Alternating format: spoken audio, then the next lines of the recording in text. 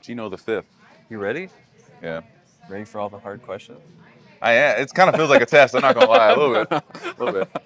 This dude is too fire. I'm sorry. I ignore it. Why should I collide when I could join you? You and I combined would be historic. We can try a line opposing forces. Watch my people die, a lot of torment. In and out my life revolving door. We have our own faults. Let's make some progress. A lot to process. May not have room for all of the nonsense. Breaking the fourth wall. It's open concept. I have here with me my brother's actual favorite nerdcore rapper, Geno Five. Alleged. No, actually, he told me. How you doing? I'm good, man. How are you? It's nice finally meeting you. You too. I think that, especially with your last few songs that I've heard, I've seen a side of you where like you're opening up and being real with people, you know, about how you feel. And, you know, being thankful, but also thinking about your own drive when it comes to making music and just, you know, life in general. Has something changed, or is it just like how you're feeling these days? It's like now that you ask me that, I forget every single song I've ever made. Well, I know when I was making like quality of life, like the mind, body, soul, you know, songs, I was just coming from a place of just being completely vulnerable. Because I just take a look around in my life, like look in the mirror and go, all right, where am I? Like I work this job I don't like. A lot of other people deal with that every day. So I know if I make a song about it, it's gonna resonate. But it's not like I'm forcing it. I'm just genuinely writing about my life. Yeah, And just yeah. putting it in song. Yeah. You know. So I feel like me personally, music that resonates hits harder than It does. anything else, any other trendy sound. You know what I mean? So that's kind of where I've been. Okay. Mentally. Yeah. As someone who listens to a lot of your music, I feel like that's where I started like connecting with you more and more, right? One foot in front of the other type topics that you'll have sometimes, but also you'll also say the things you don't like, right? Like you'll talk about the hardships too that comes with having to juggle a lot of different things. To me, that's like a thing that stands out, and I think with the audience, like they can connect with that too. Yeah. So I think it's really cool of you to not only show the good parts, but also like the things that you struggle with, because a lot of people go through it, right? That's life. Yeah. And you know that's cool to me, and I think like your whole laid back style is just like I listen to a lot of J. Cole too, and for some reason, like you remind me of that. Remind J. Cole? a bit. Yeah. So, I'll take that. who's an artist that you'd love to get compared to, like a mainstream like rapper, or whatever, or it doesn't have to be rapper. Compared to, Yeah. I'm at a point where I'm like, if it's anybody more successful than me, cool, I'll take it. No, but people, I do look up to J. Cole, Kendrick Lamar. Kendrick Lamar was probably my favorite rapper for a really, really long time. Okay. Even though he dropped albums like 4 or 5 years. Yeah. But I get it though, because you need to live a little, you Yeah. know, and that's why every time he drops an album, it feels like an era, you know, like a different era, different aesthetic, different everything. None of his albums really sound like the other. Exactly, You know, yeah. but he's all the same artist.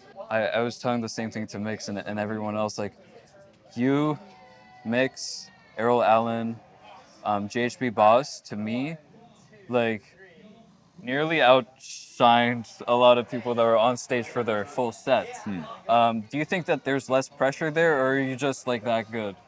Less pressure as far as like on On stage, stage, or yeah. I would say no. For me, I've been doing this for a while, which I feel like a lot of people may not really know of. You know what I'm saying? I don't really like make that as known, but I've been performing for like maybe 10 years. Yeah. Where was the first time you performed? First time I performed was high school. First time I performed, I think I got booed actually. So first time I performed, Hot 97 came to my high school for some reason, some assembly or something, and they were like, "Hey, we're giving out free shit to." Can we curse? Yeah. Hey, we're giving out free shit to Is shit the people curse? yeah, that was it. No, but it's gonna get crazy. Okay. Buckle up. Hey, we're giving out free shit to whoever can rap the best for something. They want people to like freestyle. So I got up there and there was a couple other people up there and they went and I was the last too, which makes it worse. Anyway, I was last. So I'm up there. I think I dropped my first song at the time. I was 16 and I said something stupid. Don't quote me, but it was similar to this. I'm gonna tell you how it went. It was an assembly. First of all, high school, brutal. Kids are brutal. They're Yeah, mean. No of filter. course. They don't give a damn. Yeah. Bullying, all-time high. Assembly of people, a whole auditorium of classmates that I'm gonna see throughout the entire day, throughout the entire year. No, you breathe wrong and it's over. Exactly. Your So whole high school experience. I'm is up over. there and I'm nervous and I'm like, I don't know what to say. And I don't know if this is verbatim, but I said some, and that's what's happening. Call me Santa Claus because my gifts wrap. Boo! Everybody just immediately booed. It was a standing boo, like a standing ovation. I got a standing boo from all these classmates that I'm gonna see throughout my entire high school career. But that was like your origin story, though. That was You're my like, feeling. never again. Yo, Never again. It was bad, man. I was walking like afterwards, like people that booed me came up to me afterwards, like, "Yo, that's crazy what they did to you." I was like, "Bro, I saw you. I looked at you and like you booed me. What do you mean?" People were telling, "Yo, man, you can't rap no more, man." But it's a lesson. You like proved high them school. wrong. Exactly, Yeah. exactly. That's really a part of why I do this. A small part, but it also makes you realize high school is really not that serious. Like, Yeah. like, But in the moment, it feels like the biggest thing. oh, that was the most discouraging thing to me. Yeah. My heart was broken, but I went back home. I was like, "No, I'm gonna show them." So, what was the question? Where did this come from? Oh, pressure. Yes, Yeah. right. So that had happened. I think that definitely built character. Had multiple, just years of me going to different open mic stages. May not really get the best reaction, or sometimes I get the good reaction. And just like working the crowd, and like it becomes kind of like second nature to me. And I'm trying to be my case, it ain't gotta be that way. I look at it clear made like a role model. Yeah, I get my respect down. No hollow, my plans get fleshed out. I never step down, know that I have stepped out. I'm a plain check, but I'm walking on my chest down. Off the top, I don't brag. Off the job, I'm so fast, yo. Or get chopped and so tagged. I do anything, I'm so gas. Keep it a buck, it's no. Like, oh shit, he was going off. I actually have a clip of it. I'll send it to you on Twitter. Yeah, please do. Nice. Of your performance. And I think I turn around and show my face. And it's just like, he's going off. He's going crazy, especially when you got on that podium or whatever. Mm-hmm. And then that was sick. But Scared for my life, by the way. I didn't know like how.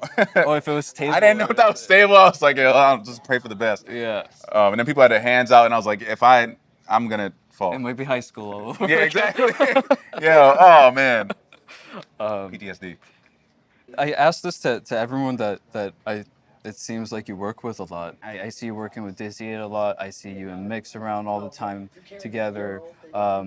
Describe how you guys came together, that relationship, and why it's stuck. Okay, so And am I missing any other names? as far as like People that you feel close to in the nerdcore space? I think it's pretty much it. I mean, Earl, you know what I'm saying? Grayson, even Key to an extent now. So I know Mix had won a contest for Dizzy sometime before, and then they had collabed and whatnot, whatever. So I was already friends with Mix from like years back. Yeah. So he had told me that, and we were all just like making music. I'm, doing our own things. And he had told me that. I was like, oh, that's cool. And then I think it was around like COVID time where everybody was kind of just scrambling and just doing whatever. So I was to just, do with that. I heard there was a contest, right? Mix had told me like, oh, DizzyEight, the guy, I won his contest before. He's doing another contest. You should try it. I'm like, maybe, I'll see. And I don't know, I decided to do it. I said, fuck it, what's the worst thing that can happen? Yeah. So I did that. I remember did a video for it. And then I won, which was cool. And then with the prize was like, hey, come with me. We're gonna make songs together. And I'm like, all right, cool. And I listened to DizzyEight before because Mix had kind of put me on him, and I'm like, yo, he's nice. So He said the same about you too. He's like, when I heard Geno, I was like, yo, Mix, can you help me connect with Geno? yeah, it's crazy. What's even crazier is supposedly when me and Dizzy met at DreamCon last year, he had told me that he knew of me back in like 2015. So I was doing like random rap videos on Instagram, and he had known me from some page, and he had hit me up. That's what he told me. Yep. Yeah, he hit me up, and I guess I didn't respond. I'm not sure, or I didn't see. I don't know what had happened. Damn, But ghosted Dizzy. yeah, it's crazy. But look how the tables turn. So. I don't know. Universe works in weird ways. Yeah. But now we're on songs together and stuff like that. And he's a really great person. DizzyEight's a great guy. You guys just bring that personality outside of music too, which helps people like get into what's going on and understand your lyrics more. Is that something that you've been intentionally working on recently to just post more stuff outside of the music? I was at a point where I was trying to just focus on music, but literally as of June 30th, something like that, I vowed, I was like, all right, I'm gonna post every day on Instagram, at least, and I'm just gonna try not just post about music, but like other things in life. So Okay. I've been trying to like just do random like either skits or just personality posts because You had that one skit that went really big, I think. like the '90s skit. Yeah. That was actually insane. I didn't think that was just a thought I did in like 3 a.m. I was like, this would be stupid if I made this. I didn't know you it would made get it? millions of views.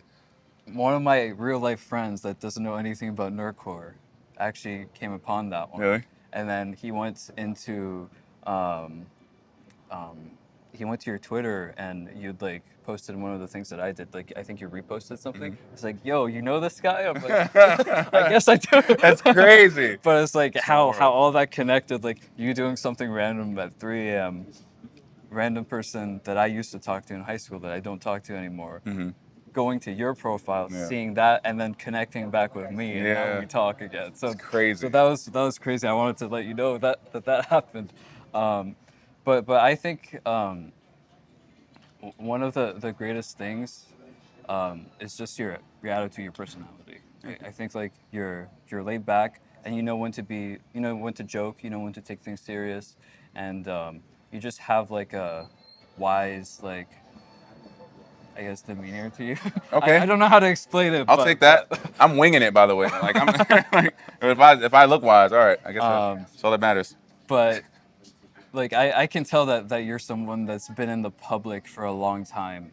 Do you feel like it's just always you? Do you feel like sometimes do you feel like there's a little bit of imposter syndrome? I kind of had that here because some people will like walk up to me and be like, "Yo, what's up? Can I get a picture?" And I'm like, "Yo, like this is the first time it's ever happened to me." Like I know to you it's happened a ton of times, but like I feel like, yo, like, is there a reason for someone to want a picture? Like, do you You have feel like you're not worthy almost? yeah? No. Do you have that imposter syndrome still, or has it ever happened? Yeah, I deal with it all the time. Yeah. Even here.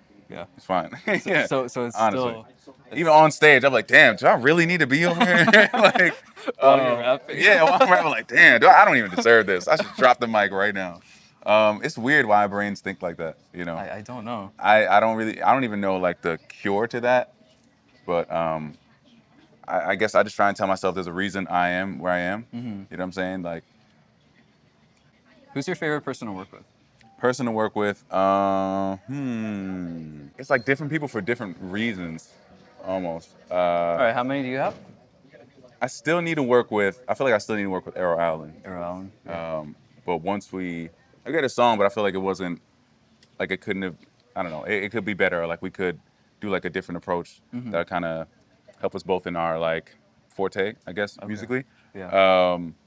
But I feel like if we do find the right thing, he might really be somebody that I work with a lot more. Okay. Cause like I don't know, his voice is really cool. He makes a lot of like cool melodic decisions. Yes. DizzyEight is cool to work with.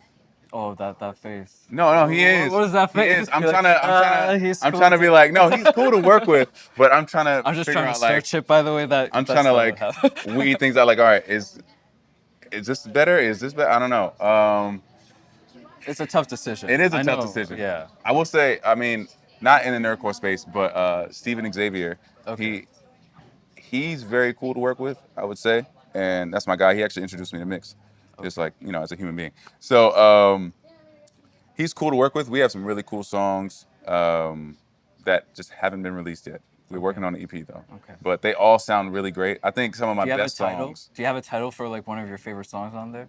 Yeah. A little teaser for us. Bounce Back Bounce is probably Back. one of my favorite songs Okay. I think I made in general. I have a few of my favorite songs. that If I he's miss also it, on. like actually just DM that to me. I'll react to it. I will. Yeah, no problem. Mix too. It's tough, man. It's tough. You don't have to answer. I just It's wanted very to tough. see. Okay. Everybody that you've I'll ask probably you, seen me I'll work ask you a with. different answer. Sorry, question though. Okay. But sorry, you were saying everyone that I've seen you work with? Like, yeah, everybody that I'm usually on a song with Okay, is you like- because okay, I like working with them. Yeah. Okay. If you were to pick a food that just describes you, A food. yeah, as a person, what Damn. would it be? You didn't want to answer one of the hard questions. So Damn. I have to hit you If I with could another describe one. myself as a food, Bars on the spot. Give me something. if I were a dish, Don't worry, I'll give you something. I'd be pizza. Pizza? Yeah. Why? because you're cheesy? No. I don't think you're cheesy. Cheesy and enjoyed by everybody. Okay. Mm. There we go. There we go. Mm. And you got a little bit of rough, like, crust to you. You're a little crusty.